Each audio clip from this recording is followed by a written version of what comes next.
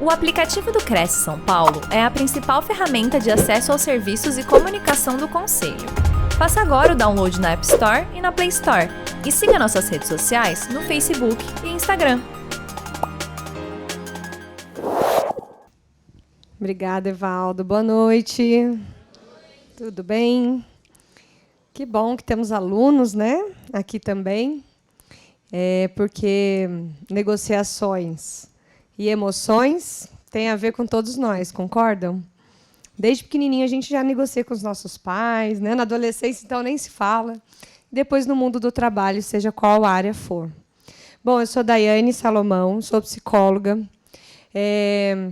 Sou mãe de 3 meninos, molequinhos, danadinhos, que alegram o meu dia.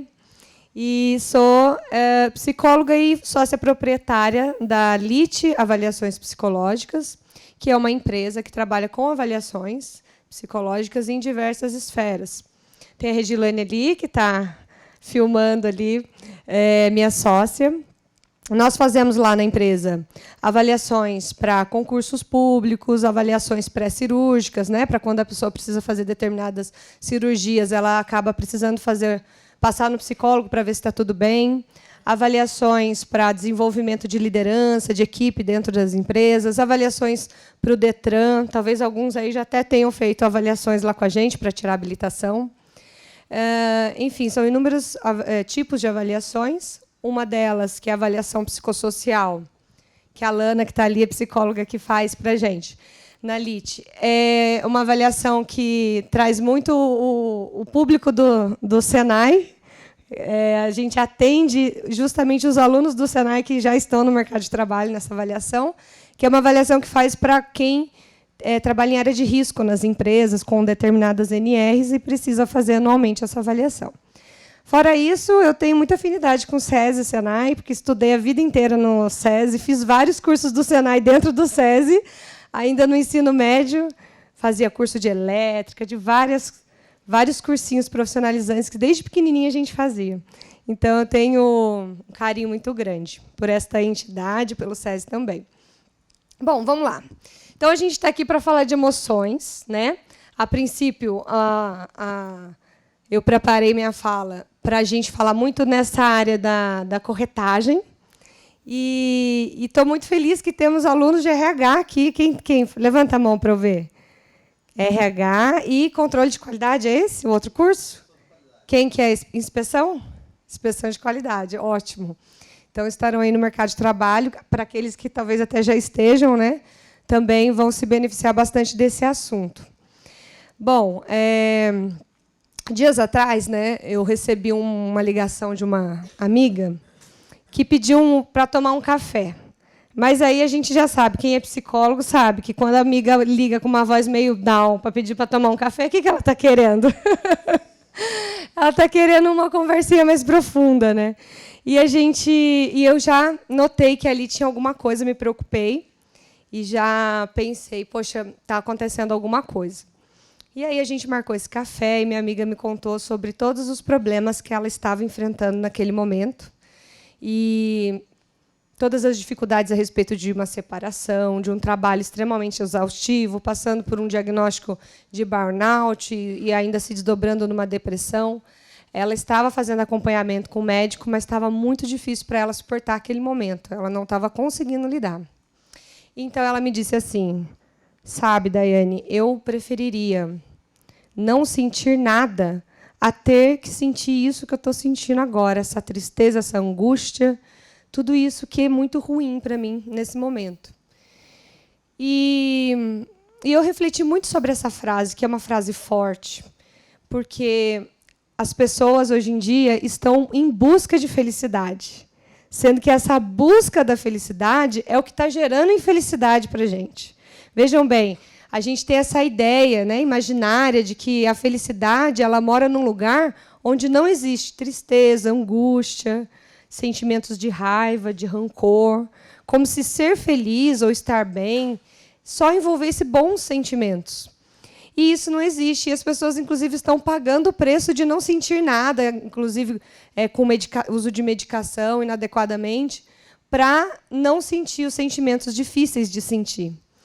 E ainda no mundo do Instagram, né, que você passa lá, você só vê vida perfeita, você não vê tristeza, raiva, rancor, ódio, vingança, você não vê nada disso lá.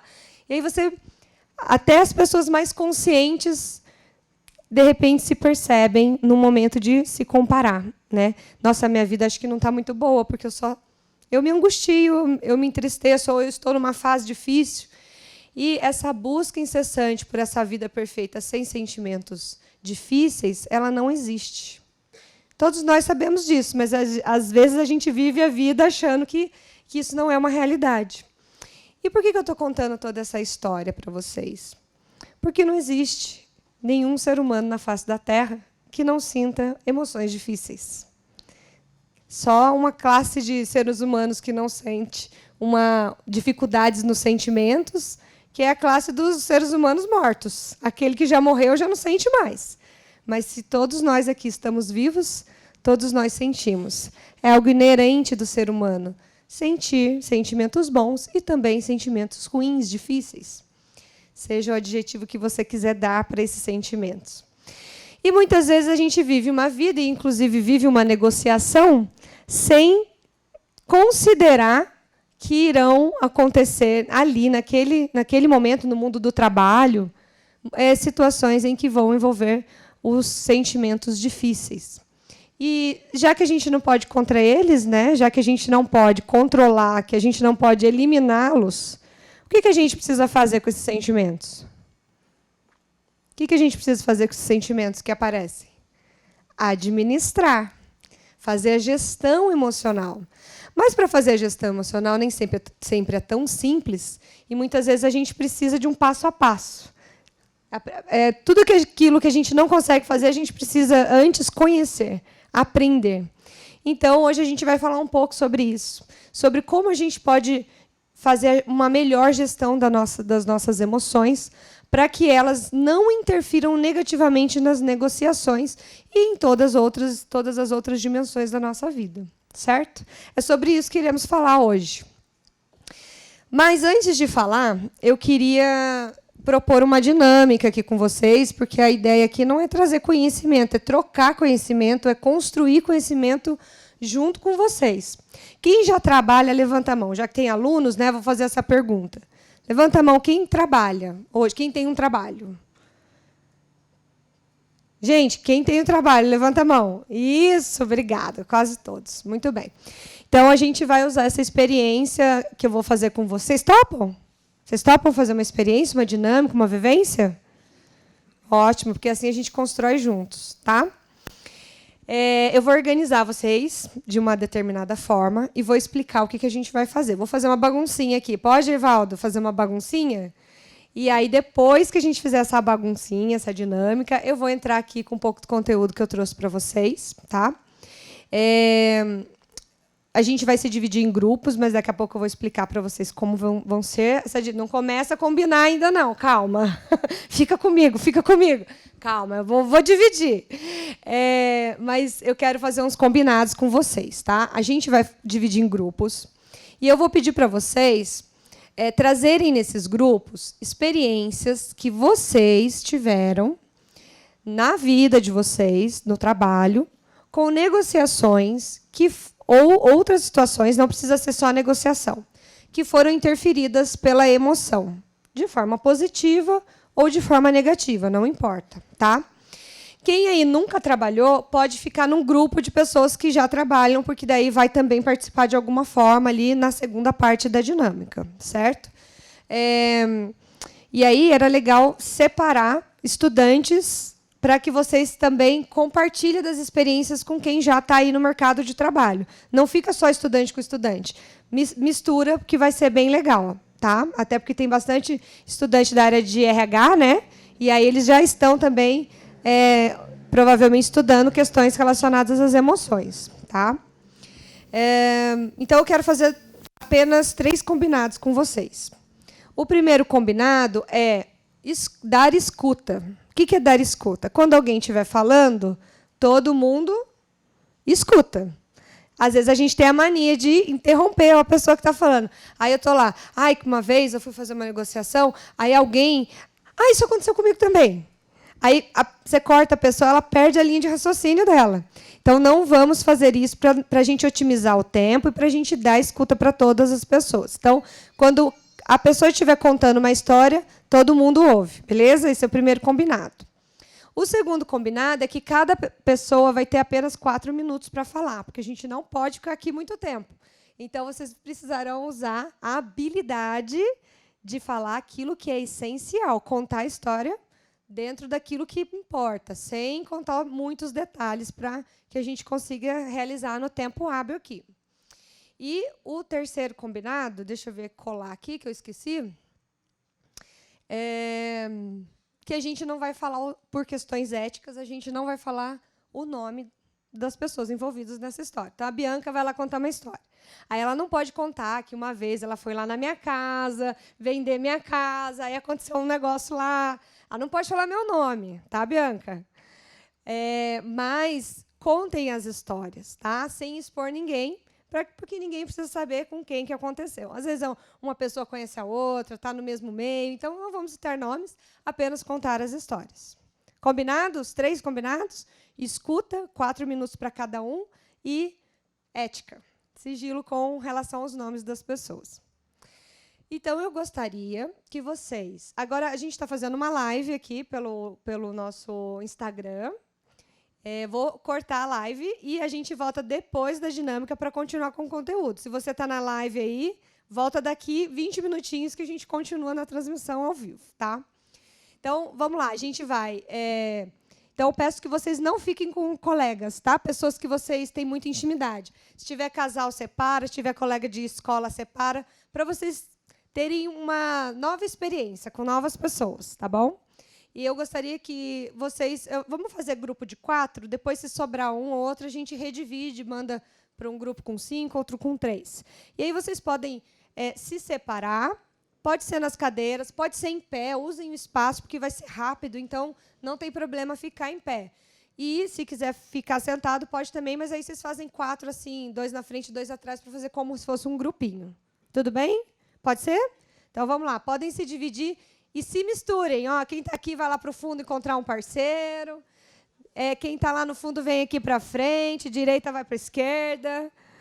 Façam uma mistura aí.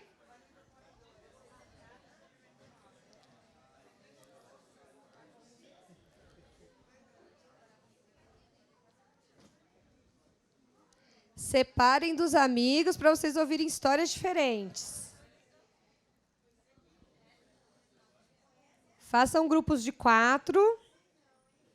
Se tiver sobrando gente, levanta a mão aí que a gente redivide.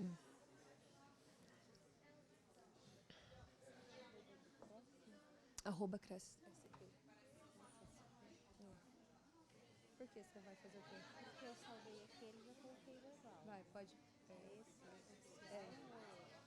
Pergunta para o Evaldo. Agora eu não sei, acho que é oficial. Fiquei na dúvida. Pergunta para ele.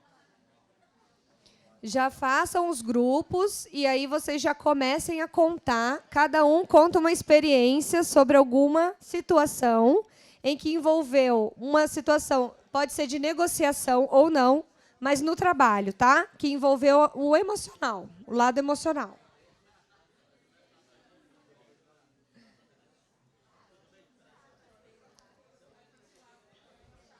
Ó, tá valendo, hein? Começa agora. 4 minutos para cada integrante. A cada 4 minutos eu vou avisar e daí troca. Vou marcar aqui.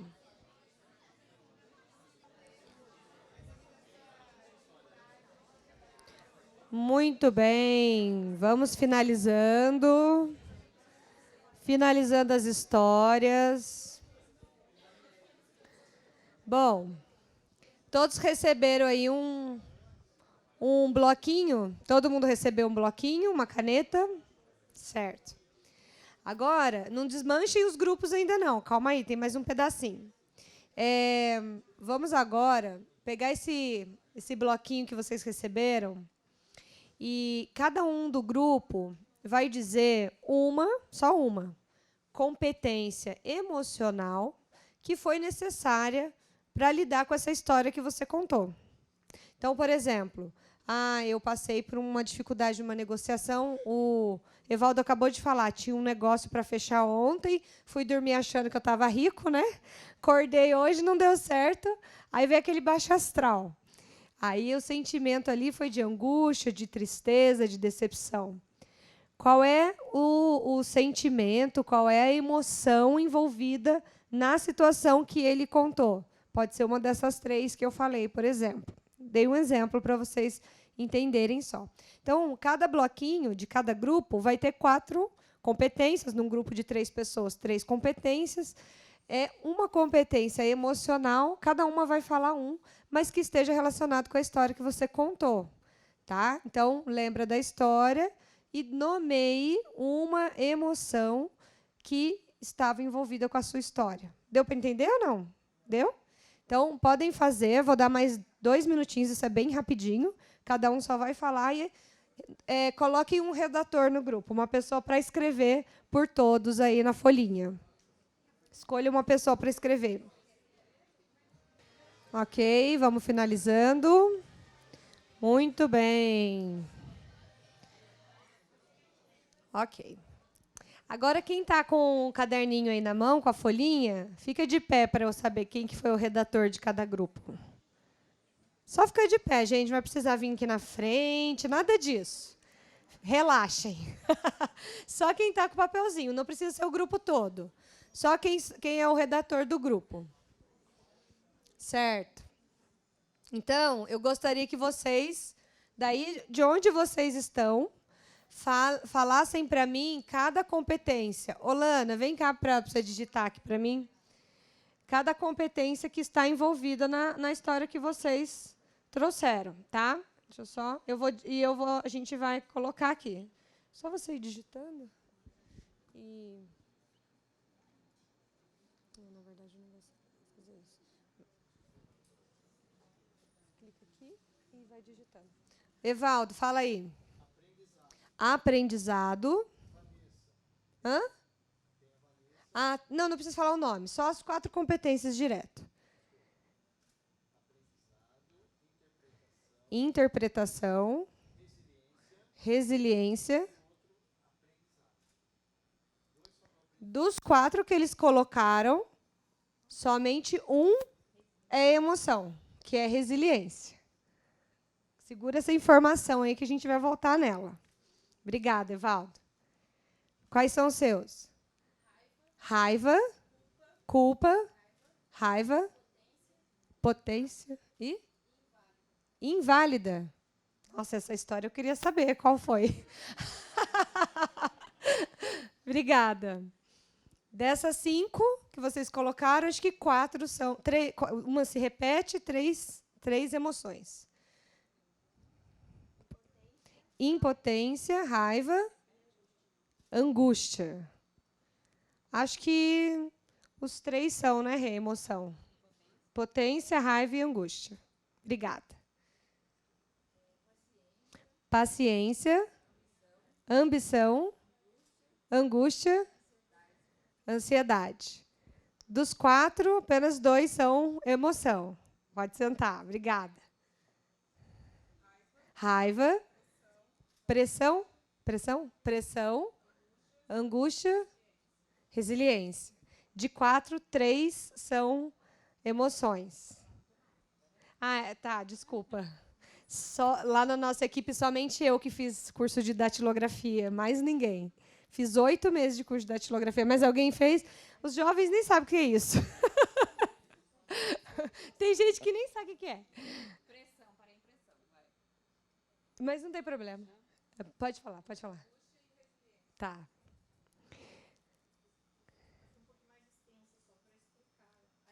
Mas, tenta falar em uma palavra, porque não dá? Bom, então vamos lá. Olhar nos olhos do cliente. Eu identifiquei a necessidade além do cliente. Tá. Tá. Uhum. Assertividade. Decepção. Tristeza. De 4, 2 são emoções. Disciplina. Confusão. pragmatismo, arrependimento. Estou na dúvida da confusão, que eu não sei exatamente que confusão que é. Mas talvez de 3, 1 seja o sentimento. Sentimento. Pode ir colocando só o que é sentimento, se for o caso, não tem problema. Vai lá.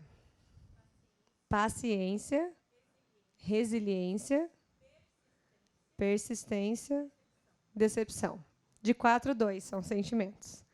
Emoções. Equilíbrio, respeito, felicidade, realização. Obrigada. De 4, 1 é sentimento. Aprendizado, paciência, certo. Raiva. Dos 4, 5, 1 é emoção. Pode sentar, obrigada. Satisfação, raiva, frustração. Qual que é o primeiro? Tá. De 3, 2 são emoção. Raiva, ansiedade, tristeza, impotência.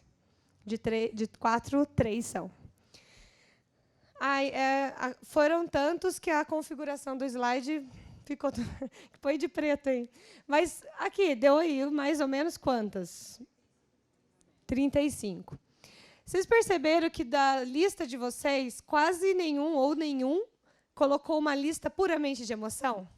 Ou sentimento? Por que será?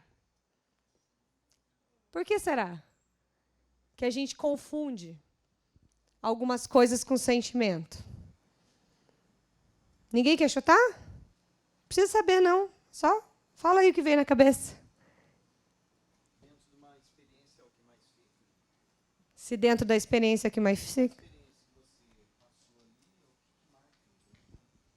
Mas por que a gente não chama o que marca do nome da emoção? Uhum. Tá bom. Tá. A gente não se conhece. Então, como a gente não se conhece, a gente não sabe dar nome para aquilo que a gente sente. Se a gente não sabe dar nome para o que a gente não entende o que a gente sente. Por isso que a gente está nesse pé de não querer sentir as coisas difíceis de sentir. Porque a gente não conhece nem o nome. Se você for... As pesquisas mostram que de 100% dos sentimentos que existem, a gente não conhece nem 20% pelo nome. Se você for listar aí agora quais sentimentos e emoções você conhece, você vai colocar alegria, tristeza, raiva, nananana, não vai chegar nem em 10. Aí você vai parar, porque você não vai achar que tem mais nenhum. Mas se você for olhar numa lista, tem mais de 100 sentimentos, né, Rê? Mais de 100. Então, a gente não se conhece, a gente não sabe dar nome. Desde pequenininho, a gente nem é educado para aprender. Já viu a criança que chora, que cai, que chora? O que os pais falam? Foi nada, foi nada. Para de chorar, para de chorar. Antigamente falava engole o choro. Hoje a gente não fala mais isso, que é politicamente incorreto. Então, mas a gente tem dificuldade de lidar com o sentimento até da criança, de não ajudar ela a elaborar, de deixar chorar, de deixar sentir. Então, a gente, desde pequeno, já aprende a ocultar, a não conhecer muito esses sentimentos. E aí, como é que a gente vai usar o nosso sentimento a nosso favor numa negociação se a gente nem conhece? Se a gente nem sabe o que está dentro da gente, não tem consciência. Então, o que eu vou trazer um pouquinho agora para vocês aqui são algumas ferramentas que vocês podem usar no dia a dia de vocês para lidar melhor com essas emoções, para que elas não atrapalhem vocês nas negociações. E para quem não trabalha na área que não é corretor, né, que não trabalha nessa área, não tem problema, pode usar para qualquer área, porque a gente negocia o tempo todo, como eu falei no início, né? A gente está o tempo inteiro negociando com todas as pessoas, mesmo fora do ambiente de trabalho. Quanto mais habilidade de negociar você tem, mais você consegue realizar o que você deseja, porque você está trocando com as pessoas o tempo inteiro. Então, eu vou trazer aqui o...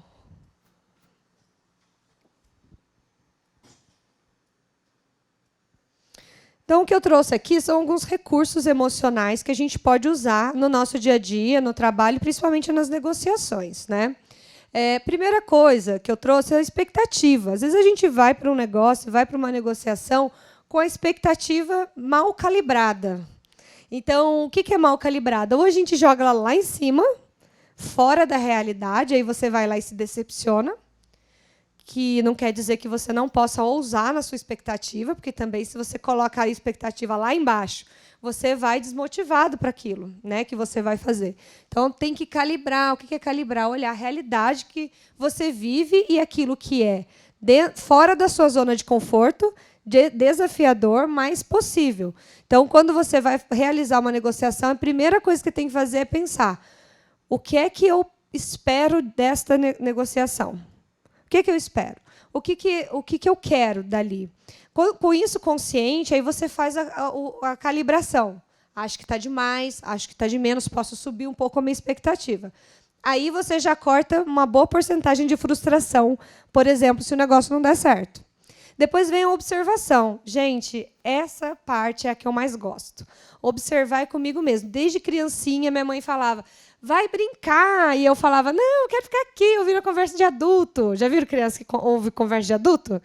Não queria sair para brincar, não brincava, ficava ali ouvindo todas as histórias das amigas da minha mãe. Hoje, o que eu faço? Ouço histórias, né? Minha profissão é essa. Então, observar, aprendi muito a observar. E eu acho que essa ferramenta todos nós deveríamos desenvolver. Por quê? Porque a gente está nesse mundo em que a gente quer falar, a gente quer se expor, a gente quer trazer a nossa ideia, a gente quer discutir política, a gente quer, mas o que a gente menos faz é observar o outro. E quem trabalha com vendas, então, é um recurso importante que vocês precisam estudar técnicas de observação, como fazer uma leitura corporal. Se eu estou falando aqui com você e eu olho assim para você e levanto a minha sobrancelha, que você já entendeu o que está passando aqui dentro de mim. Eu não falei nada, eu não mexi nada no meu corpo, eu só levantei uma sobrancelha. Então, o nosso corpo ele fala muito antes da nossa boca.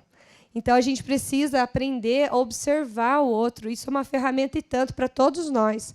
Quando a gente sabe observar, a gente capta um negócio muito antes dele acontecer. Vocês concordam comigo? Quem já trabalha aí na área de negociações?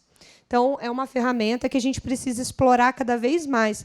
Estudar técnicas de PNL, técnicas de linguagem corporal, tudo isso vai te ajudar numa negociação. Porque se você vai preparado para fazer uma leitura da outra pessoa, você vai se sentir emocionalmente mais preparado também para lidar com negociações. E autopercepção, que é um pouco do que a gente fez aqui agora. Né? Isso é uma tarefa, gente, até quando vocês tiverem 106 anos. A gente precisa se auto-observar até o último dia da nossa vida. Não tem fim essa tarefa. O tempo inteiro tentando reconhecer. Estou sentindo isso. Agora eu estou sentindo isso. E a gente não faz. A gente faz isso no dia a dia? Falem para mim. Chega à noite, você está morta. Vou deitar, né? Porque a gente fica exausto, de tanto que a gente luta com as situações do dia a dia. Outro dia eu estava sentada, fui no aniversário, aí o pessoal começou a conversar. Adivinha o que era a conversa? Política. Essa fase já passou um pouco, mas ainda assim ainda tem, né? Aí começou uma conversa, que aí me envolveram, estava falando de quem tem empresa, não sei o quê, e me envolveram, eu comecei a conversar. Deu nem 5 minutos de conversa, eu vi que aquilo ali estava me acelerando, uma conversa que não estava me fazendo bem. Na hora eu parei e falei: será que eu quero? Eu quero entrar nisso ou eu não quero? Eu pensei para mim: estou no aniversário, eu não quero isso, não. Eu encerrei a conversa e saí. Se eu não tivesse percebido naquele momento a emoção que me gerou a conversa, o que eu ia fazer? Eu ia ficar ali, debatendo a conversa, horas, perdendo a festa de aniversário que eu estava, e ia chegar em casa mal.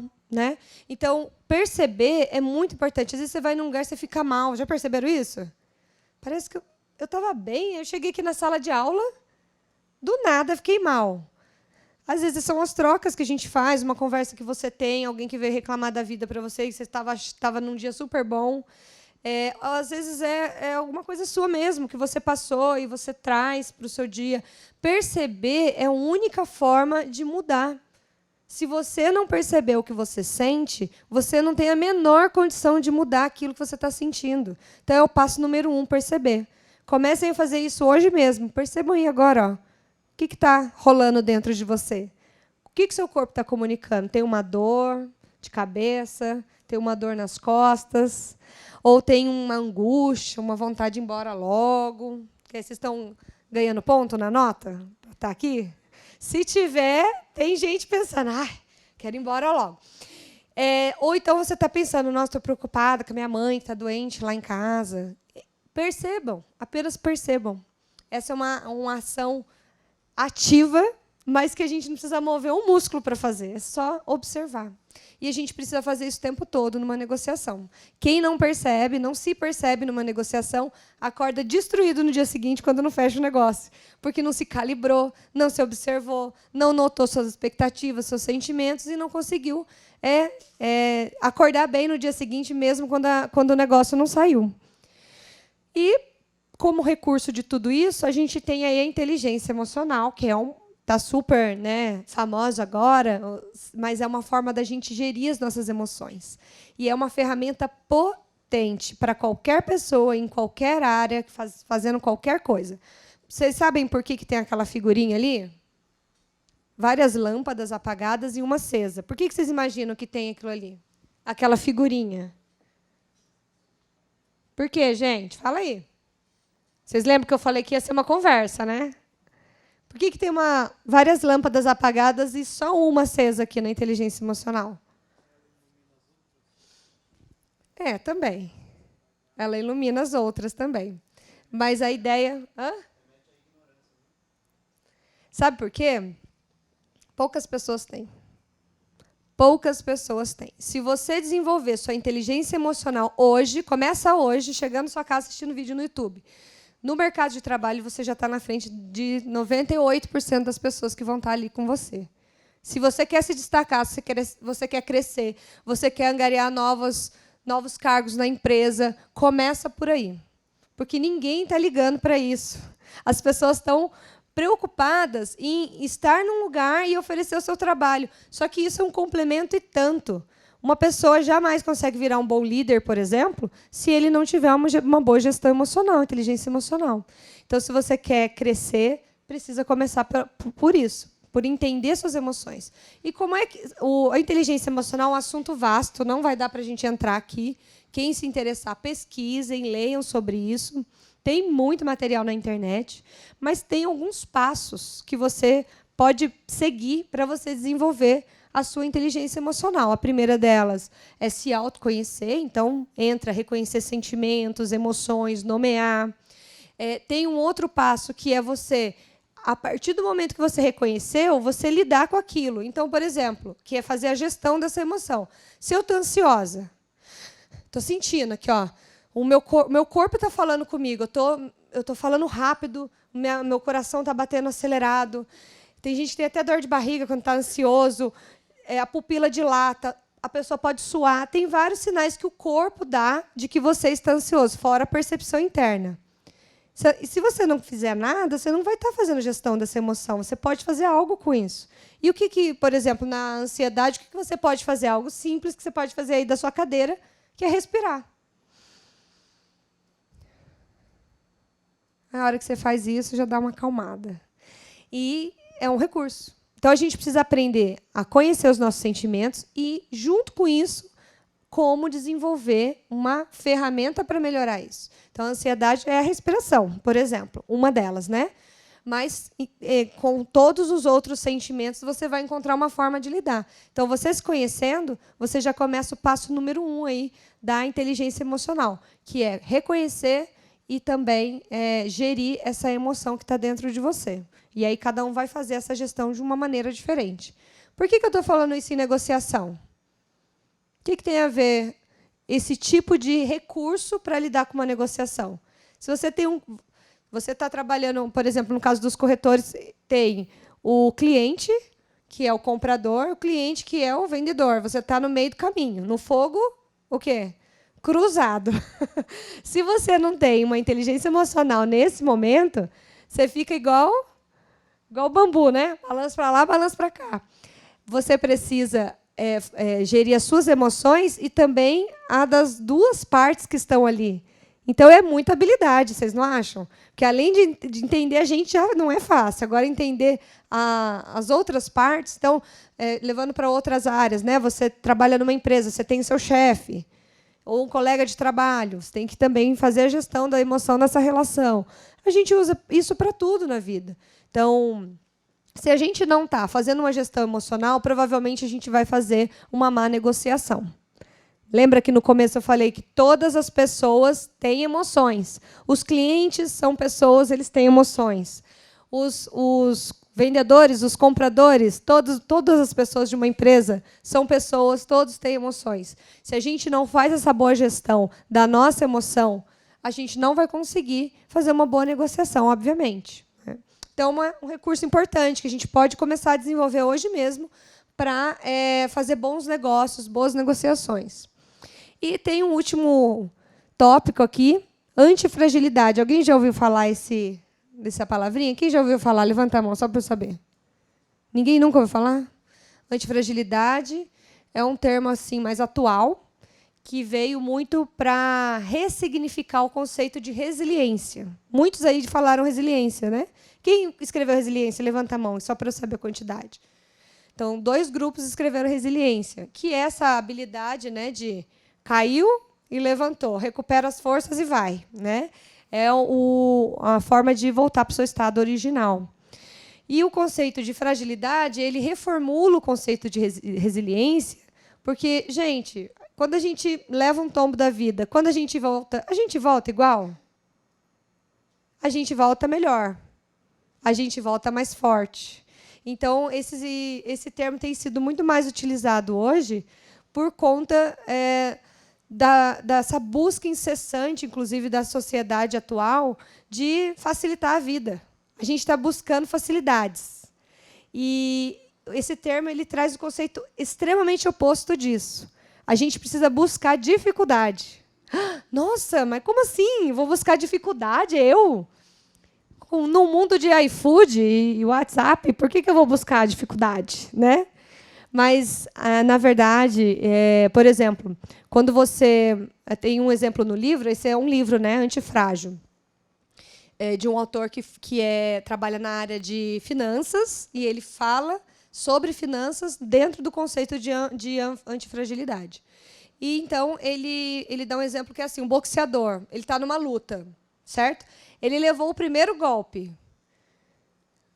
Vocês podem pensar, poxa, sacanagem, levou o primeiro golpe. Ou o time que levou o primeiro gol, né? Contextualizando aí mais para o Brasil. Isso é ruim, né? Não é ruim uma pessoa que levou o golpe logo no começo da luta? Mas, se você for olhar para o contexto da antifragilidade, esse cara já está na frente, porque ele já sacou qual é o grau de força do seu oponente, qual é a posição que seu oponente se coloca na hora de fazer o golpe. Então, ele já fez essa leitura da situação, ele já está mais pronto para a luta automaticamente. Então, o conceito de antifragilidade é se expor a dificuldades. Se expor para que você saia da zona de conforto, enfrente as coisas que você precisa enfrentar para você sair melhor. E, gente, é pura verdade isso. A gente só se melhora quando a gente passa por poucas e boas. Quando a gente está numa vida muito confortável, sem muita dificuldade, é muito difícil que a gente vá se ressignificar, se melhorar. A dificuldade traz essa força para a gente, todos nós. Então, é muito da forma de olhar para a dificuldade, esse conceito. E aí, o que isso tem a ver com negociações? Esse termo está sendo muito utilizado no mercado, e principalmente no mercado de negociações, porque as pessoas precisam dessa resistência na negociação. Uma negociação deu errado, o que você aprendeu com isso? Então, vamos usar de novo o exemplo do Evaldo, que ele ia fechar um negócio milionário, aí deu errado, ele acordou depressivo no outro dia. Estou brincando, já estou inventando a história. Quem conta e aumenta um ponto. É isso mesmo? Então, ele falou que é isso mesmo, que os corretores passam. Como é que você vai aproveitar dessa experiência difícil? Não cometendo o mesmo erro. Você vai olhar para essa situação e falar, tá, o que eu errei aqui? O que eu errei? Então, na próxima, isso eu não vou fazer mais.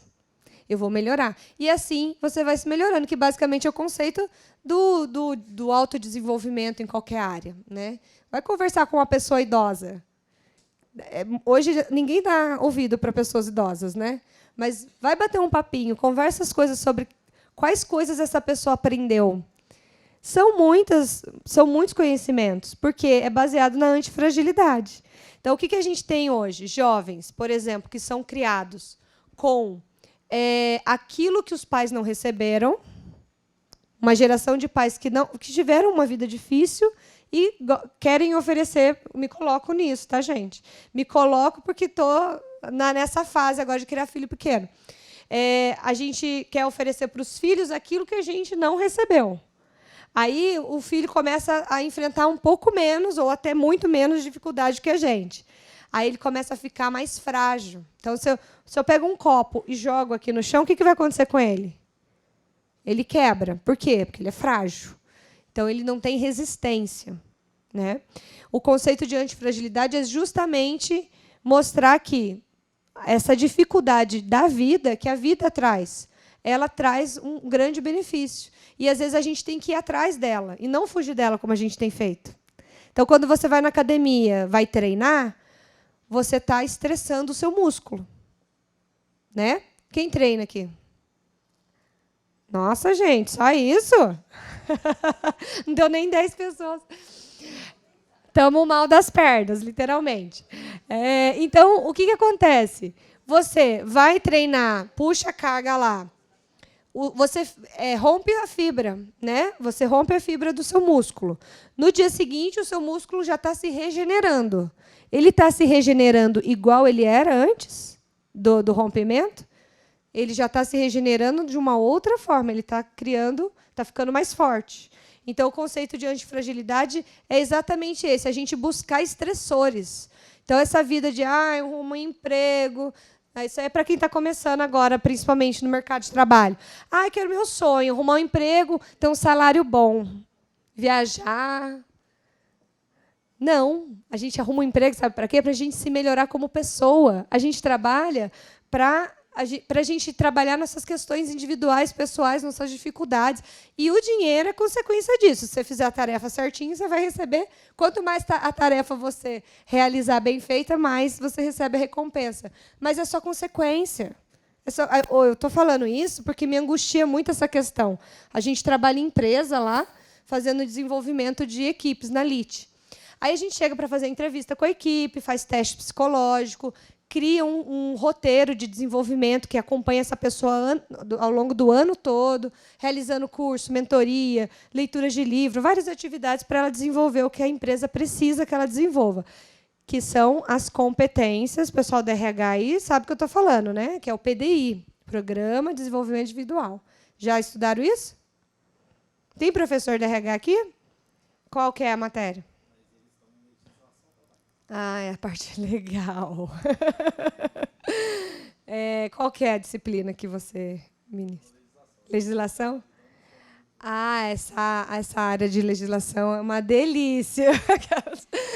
Mas, enfim, vocês vão estudar, com certeza. Ainda quem não estudou vai estudar. Soft skills, hard skills, que é o trabalho exatamente que a LIT faz.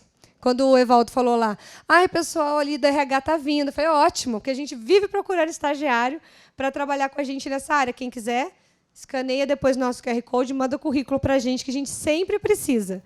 A gente faz descrição de cargo, tudo isso que você estuda, a gente faz lá.